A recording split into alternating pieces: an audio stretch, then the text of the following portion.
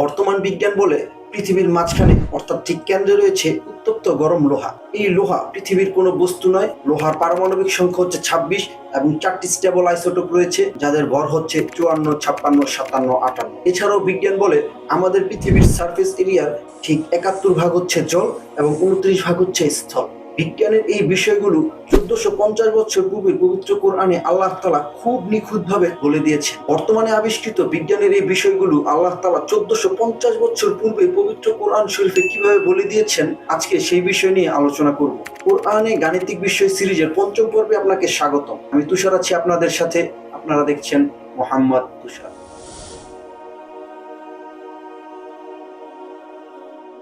বর্তমান বিজ্ঞান বলে আমাদের পৃথিবীর কেন্দ্রে অর্থাৎ ঠিক মাঝখানে রয়েছে উত্তপ্ত গরম লোহা।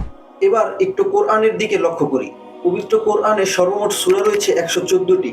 আপনি যদি 114 এর মধ্যভাগ নির্ণয় করেন, অর্থাৎ 114কে 2 দিয়ে ভাগ করেন, তাহলে যে সংখ্যাটি পাবেন সেই সংখ্যাটি হচ্ছে 57। পবিত্র কোরআন শরীফের এই 57 নম্বর সূরাটি হচ্ছে সূরা আল হাদিদ। হাদিদ শব্দের অর্থ লোহা, অর্থাৎ আল্লাহ তাআলা পৃথিবীর মতো কোরআন শরীফের কেন্দ্র রেখেছেন লোহা। শুধু তাই নয়, ভূপৃষ্ঠ হতে প্রায় 5100 কিলোমিটার গভীরে এই লোহা অবস্থিত। আপনি জানলে অবাক হবেন যে সূরা আল হাদিদের যে আয়াতে লোহা নাজিলের কথা বলা হয়েছে তা পবিত্র কোরআনের শুরু থেকে 5100তম আয়াত। বর্তমান বিজ্ঞান বলে এই লোহা পৃথিবীর কোনো বস্তু নয়। পৃথিবীর বাইরের কোনো গ্রহ নক্ষত্র থেকে লোহা পৃথিবীতে এসেছে। কারণ লোহার একটি পরমাণু তৈরি করতে যে পরিমাণ শক্তির প্রয়োজন তা আমাদের সৌরজগতেরও নেই। সূর্যের চাইতে প্রায় 4 গুণ বেশি শক্তির প্রয়োজন লোহার একটি পরমাণু তৈরি করতে। বিজ্ঞানীদের ধারণা, প্রায় 10 বিলিয়ন বছর পূর্বে ক্লাস্টার গ্যালাক্সিগুলোর মধ্যে ভয়ানক সংঘর্ষের ফলে লোহা উৎপন্ন হয় এবং সকল গ্যালাক্সিতে ছড়িয়ে পড়ে। এই বিষয়ে পবিত্র কোরআন কি বলে? পবিত্র কোরআনের এই 57 নম্বর সূরা, সূরা আল হাদিদে আল্লাহ তাআলা বলেন, আমি আরো নাজিল করেছি লোহা, যাতে রহিয়াছে প্রচন্ড শক্তি ও মানুষের জন্য বহুবিধ কল্যাণ। একটু লক্ষ্য করলে বুঝতে পারবেন, এখানে কিন্তু আল্লাহ তাআলা এটা বলেনি আমি মানুষকে দিয়েছি লোহা অথবা মানুষের জন্য সৃষ্টি করেছি লোহা। আল্লাহ তাআলা এখানে বলেছেন আমি নাজিল করেছি লোহা। নাজিল শব্দের অর্থ অবতীর্ণ, অর্থাৎ এমন কোনো কিছুকে বোঝায় যা পৃথিবীর বাইরে থেকে পৃথিবীতে আবর্তিত হয়েছে। অর্থাৎ আল্লাহ তাআলা পৃথিবীর বাইরে থেকে পৃথিবীতে লোহা প্রেরণ করেছে। বর্তমান বিজ্ঞান বলে লোহার পারমাণবিক সংখ্যা হচ্ছে 26। আল্লাহ তাআলা পবিত্র কোরআনে লোহার এই পারমাণবিক সংখ্যাকে খুব নিখুঁতভাবে কোড করে রেখেছেন, যা জানলে আপনি হতবাক হয়ে যাবেন। লোহাকে আরবিতে বলা হয় হাদিদ। হাদিদ শব্দ 4টি অক্ষর দিয়ে গঠিত, হা, দাল, ইয়া, দাল। আরবি বর্ণমালায় প্রতিটি অক্ষরের এক একটি আক্ষরিক মান রয়েছে, যাকে বলা হয় আবজাত মান। আবজাত মান অনুযায়ী হায়ের মান 8, দালের মান 4 এবং ইয়ার মান 10।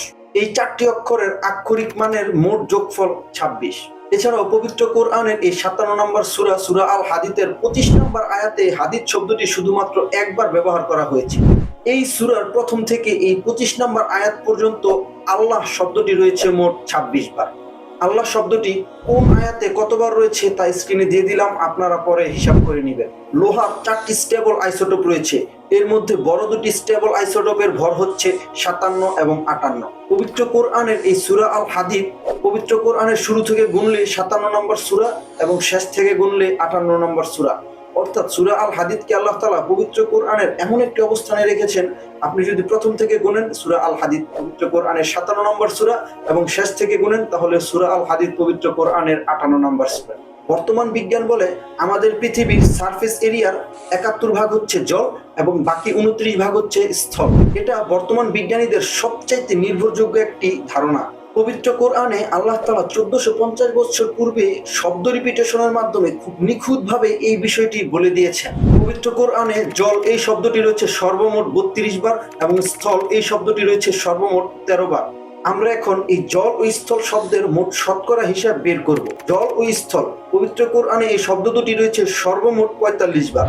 আমরা যদি 32কে 45 দিয়ে ভাগ দেই এবং সেই ভাগফলের সাথে 100 গুণ করি, তাহলে পেয়ে যাব শতকরা জল শব্দের অনুপাত।